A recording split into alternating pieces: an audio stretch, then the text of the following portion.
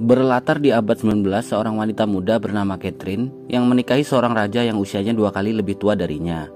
Semenjak pernikahan itu, hidup Catherine berubah. Hidupnya serasa sepi dan seakan-akan tinggal di penjara. Atas hal itu, yang membuat Catherine akhirnya berselingkuh dengan tukang kebun istana yang bernama Sebastian, yang memaksa Catherine membunuh mertuanya sendiri. Namun sebelum lanjut, Bagaimana saya alur ingatkan film untuk Lady like, Macbeth subscribe channel ini. Dan jangan lupa tekan tombol lonceng pemberitahuan agar tak ketinggalan video terbaru dari Kumbang Jantan.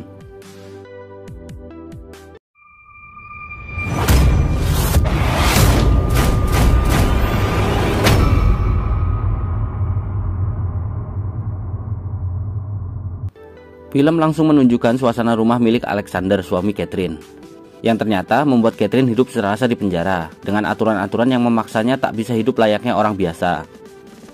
Di sini semua peraturan dibuat oleh mertuanya bernama Boris Lester, yang mempunyai sifat dingin dan kedisiplinan sangat tinggi. Catherine dilarang untuk tidur sebelum Alexander pulang. Namun kenyataannya Alexander selalu pulang larut malam. Malam pertama setelah pernikahan mereka tak pernah dijadikan ajang cocok tanam. Alexander hanya meminta Catherine membuka bajunya dan menghadap ke tembok, sedangkan Alexander hanya memainkan tangan secara manual. Dan kejadian ini terus-menerus setiap malam. Padahal Boris sangat menginginkan agar Catherine dan Alexander segera memiliki keturunan. Faktanya, Alexander tak mencintai Catherine. Ia hanya menuruti perintah Boris untuk menikahi Catherine.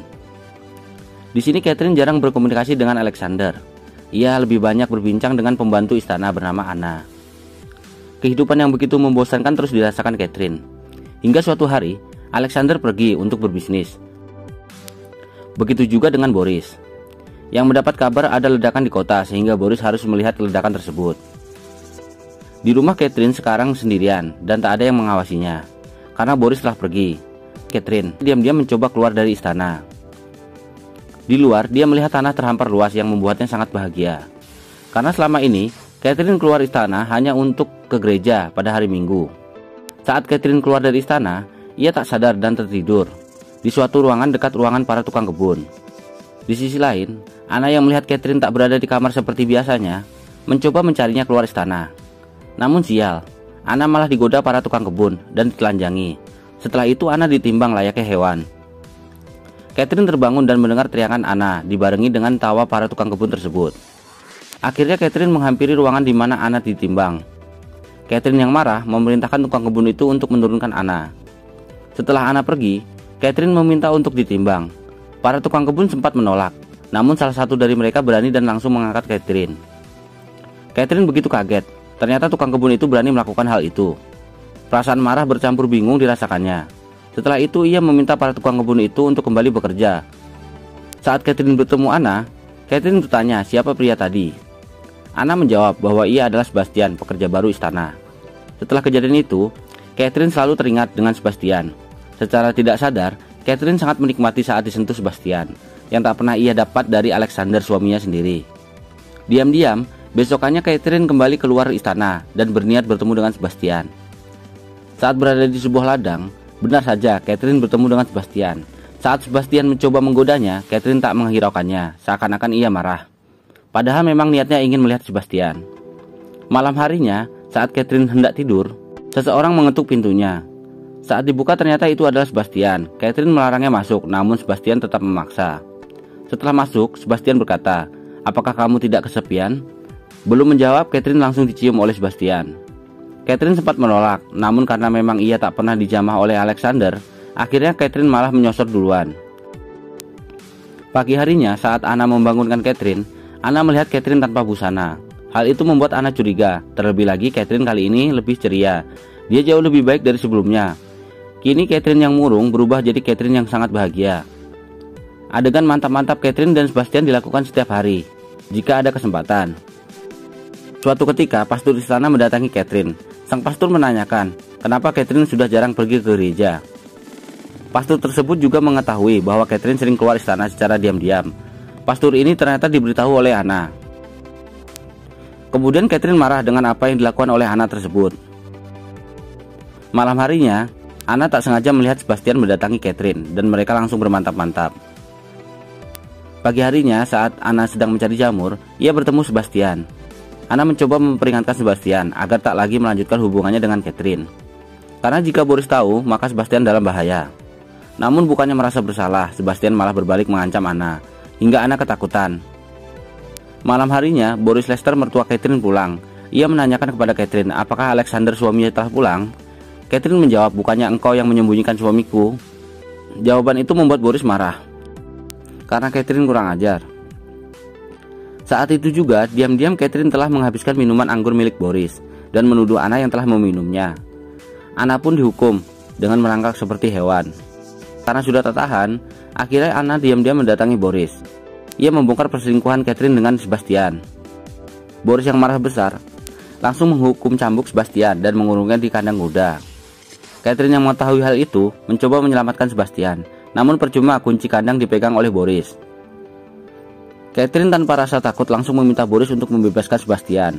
Boris marah besar kepada Catherine dan memaki Catherine, bahwa Catherine seorang bangsawan sedangkan Sebastian hanyalah tukang kebun. Di hari lainnya, Catherine kembali meminta Boris membebaskan Sebastian. Kali ini Boris benar-benar marah dan melemparkan piring ke Catherine. Karena sudah tak nafsu makan bersama, Boris membawa makanan dan minumannya ke dalam kamar. Diam-diam Catherine mengganjal pintu kamar Boris dengan bangku. Kemudian Catherine melanjutkan makan dan mengajak Anna untuk makan bersama. Tak berapa lama terdengar Boris meminta tolong dan berteriak kesakitan. Anna ingin menolong, namun ditahan oleh Catherine. Ternyata Catherine telah meracuni minuman Boris dengan jamur yang didapat Anna. Saat Boris benar-benar tewas, Catherine menyuruh Anna membuka pintu dan memanggil dokter, sedangkan ia mengambil kunci dan menyelamatkan Sebastian. Dokter yang memeriksa Boris mengatakan bahwa Boris meninggal karena penyakit lambungnya.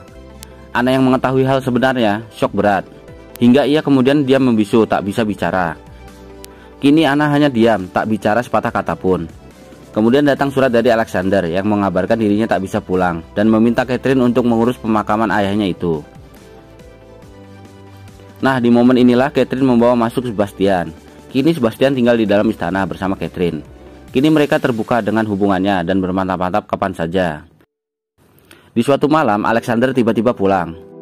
Catherine yang mendengar suara kuda milik Alexander langsung membangunkan Sebastian dan menyuruhnya bersembunyi.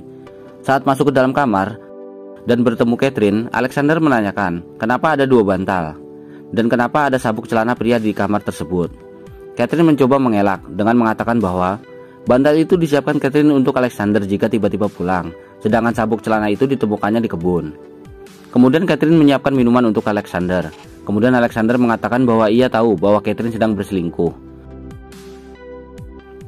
Bukannya takut, Catherine malah memanggil Sebastian dan bermantap-mantap di depan Alexander. Alexander yang melihat itu marah besar dan ingin membunuh Sebastian. Perkelahian sengit pun terjadi. Namun Alexander akhirnya tewas setelah Catherine memukul kepalanya berkali-kali. Kemudian mayat Alexander dikuburkan di hutan bersama dengan kudanya yang ditembak oleh Catherine. Karena Alexander pulang tengah malam, tak ada yang mengetahui kepulangannya, sehingga tak ada yang tahu jika Alexander telah tewas. Pagi harinya, Catherine dan Sebastian berlagak seperti tak terjadi apa-apa. Namun kebahagiaan itu tak berlangsung lama. Suatu hari, datang seorang nenek bernama Agnes dengan membawa bocah laki-laki bernama Teddy. Agnes menjelaskan bahwa Teddy adalah pewaris sah dari Alexander, karena Teddy adalah anak Alexander dari hubungan gelapnya dengan putri Agnes itu sendiri. Dan Agnes juga membawa bukti surat-surat yang ditulis langsung oleh Alexander. Catherine sempat kaget, namun setelah melihat Teddy, ia menerima hal tersebut. Kini Agnes dan Teddy tinggal di istana bersama Catherine. Akibat hal itu, hubungan Catherine dan Sebastian semakin sulit, karena tak bisa bermantap-mantap. Di sisi lain, Catherine semakin dekat dengan Teddy. Ia sering mengajak Teddy untuk berjalan-jalan di kebun. Suatu malam, Catherine rindu belayan Sebastian. Ia pun nekat mendatangi Sebastian. Namun Sebastian menolak dan menyuruhnya pergi. Karena selama ada Agnes dan Teddy, hubungan mereka tak akan pernah bahagia. Kemudian Catherine meminta waktu kepada Sebastian untuk memecahkan masalah ini. Esok harinya, Catherine menyadari bahwa dirinya telah hamil anak Sebastian. Tak lama Teddy mengajak Catherine bermain. Namun saat itu, suasana hati Catherine sedang tidak baik. Ia tak mau bermain dengan Teddy. Karena terus dipaksa, Catherine pun emosi. Ia memarahi Teddy dan mendorongnya. Teddy yang kecewa lari keluar dari istana. Kemudian semua orang mencari Teddy, termasuk Sebastian. Setelah mencari kesana kemari, akhirnya Sebastian menemukan Teddy di pinggir air terjun. Singkat cerita, Teddy dibawa pulang Sebastian. Teddy kelelahan dan kelaparan. Saat sampai di istana, Agnes yang melihat Teddy disentuh tukang kebun langsung memarahi Sebastian serta mengucapkan kata-kata kasar yang membuat Sebastian emosi dan pergi. Catherine yang melihat itu seakan-akan tak terima. Ia sedih kekasihnya diperlakukan seperti itu. Catherine kemudian mendatangi Sebastian. Sebastian yang emosi berniat meninggalkan istana, namun Catherine menahannya. Catherine mengatakan bahwa sedikit lagi semua akan beres. Kemudian Catherine kembali ke istana. Ia kemudian mendatangi Agnes dan memintanya untuk istirahat agar bergantian menjaga Teddy. Agnes percaya begitu saja. Saat Agnes pergi, diam-diam Catherine memanggil Sebastian. Catherine membekap wajah Teddy menggunakan bantal, sedangkan Sebastian memegang kakinya. Teddy pun tewas. Sebastian ketakutan, namun Catherine menenangkannya dan menyuruhnya untuk pergi. Di hutan, Sebastian menyesal dengan apa yang dilakukannya. Ia pun menangis di hutan. Singkat cerita, dokter pun datang. Di sini Catherine mengatakan bahwa ia sempat tertidur sebentar. Setelah terbangun, ternyata Teddy sudah meninggal. Dokter kemudian menilai ada sesuatu bekas luka di wajah Teddy dan mencurigai ada yang membekap Teddy. Namun Catherine dengan cerdasnya mengatakan, kemungkinan bahwa luka itu didapat saat Teddy jatuh dari air terjun kemarin. Dokter pun percaya kepada Catherine. Namun tiba-tiba Sebastian datang. Ia membongkar semuanya, bahwa Catherine dan dirinya lah yang membunuh Teddy, serta membunuh Boris dan Alexander. Catherine kecewa dengan apa yang dilakukan Sebastian. Kemudian Catherine membantah semua kata-kata Sebastian, bahwa yang membunuh Teddy adalah Sebastian karena sakit hati dibentak-bentak oleh Agnes, dan yang membunuh Boris dan Alexander adalah Anna dengan jamu racunnya. Karena hubungan gelap antara Sebastian dan Anna takut diketahui oleh Boris dan Alexander. Kemudian Anna dipanggil untuk dimintai kesaksiannya. Namun Anna yang bisu hanya terdiam saja. Akhirnya semua orang percaya akan cerita Catherine. Apalagi Catherine dianggap sebagai bangsawan, sedangkan Sebastian dan Anna hanyalah seorang rendahan. Film ini ditutup dengan Catherine yang kembali merasakan kesepian, tinggal sendirian di istana. Sedangkan Sebastian dan Anna harus dihukum mati. Itulah tadi alur cerita film Lady Macbeth yang diawali dengan kesepian dan diakhiri dengan kesepian pula. Film ini sebenarnya diangkat dari kisah nyata, walaupun dibumbui sedikit improvisasi dan akhir yang berbeda. Jangan lupa untuk terus menonton video kami lainnya. Sampai jumpa dan bye.